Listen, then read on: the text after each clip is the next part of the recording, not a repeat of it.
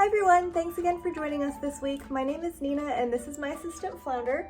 And today we're going to learn how to train your cat to jump onto your bent leg. So for this one, I would definitely recommend trimming their nails prior to training this behavior. And I would also very highly recommend that you wear pants or leggings that are thicker, just to avoid bruising and scratches on your leg. So let's get started. Okay, so training them to jump onto your bent leg is a little bit on the tricky side because you have a lot to deal with on the one side.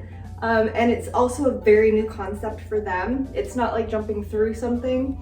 So this isn't a concept that we've trained before.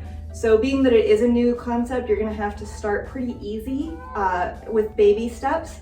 So what I did with Flounder is I knelt down and then had her jump up. Good girl. Good job. And she is a jumper, so she will jump anyway. She's kind of like that. If your cat's not a jumper, you're gonna have to up the reward a little bit to try to get them to come up onto your leg. But it's not that it can't be done. You just have to experiment with different ways to motivate them. I use target training for this one. I know, come up here. Flounder, up here, touch. Good girl. But I don't use the target stick just because it's right here. I don't know the physics of that and how that would work. Good girl. So I just target with my hand for this one. And then once they are comfortable with that and they get the feel of standing on your leg and balance and they have that figured out and they seem pretty confident, one way you can tell if they're confident is have them, come up here, Flounder. Come up here, touch. Good girl. Can you touch up here? Can you touch up here? Flounder, up here. Flounder, up here. Whoop. Drop the treat. Come up here, try it again. Flounder, try it again. Come up here. Good girl. Now can you come up here? Good girl. So if they even try to put their two legs up, their front legs up, then they're feeling pretty comfortable. So that is a good way to tell if they're ready. Come up here. I don't ever expect her to actually balance like that. Or she can. Okay, good girl. But if they even feel comfortable enough to bring their two front paws up off of your leg, then they're feeling comfortable enough to move on to the next step. So the next step is standing. You're gonna want the clicker and the treat in opposite hands. So you want the clicker in the hand that you're using with your leg.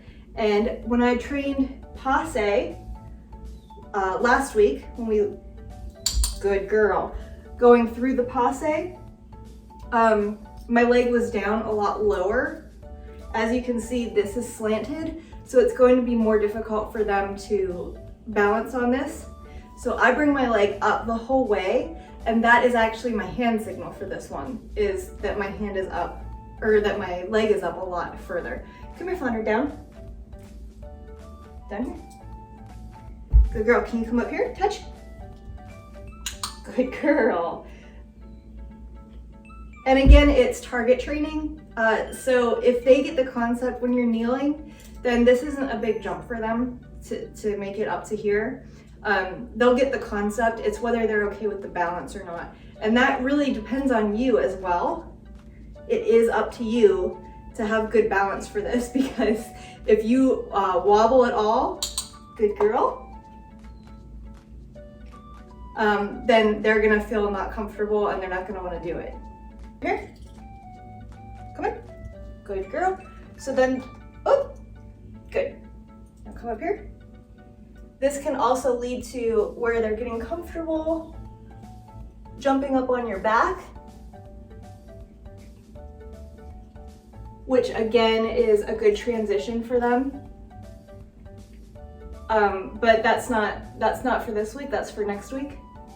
It's just really them getting comfortable jumping on you and your stability and getting to know you and how it feels to stand on you. It's all a very new concept for them, so it's going to take a while to train this. So just be very, very patient. So overall, training this one can be a little bit trickier than the other tricks that I've shown you guys, but it's not that it can't be done. So just a lot of patience again, and make sure it's always fun for them and always fun for you as well, and always end on a positive note.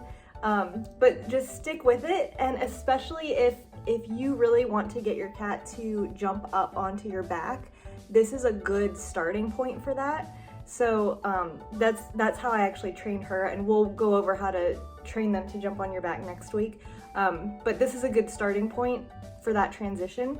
So it is important if you want them to jump on your back, and if you want them to like ride along on your back, which is super cute. But this is definitely a good starting point for that. So patience, have fun. Hit the subscribe button if you want to see more cat training videos, and we will see you next week.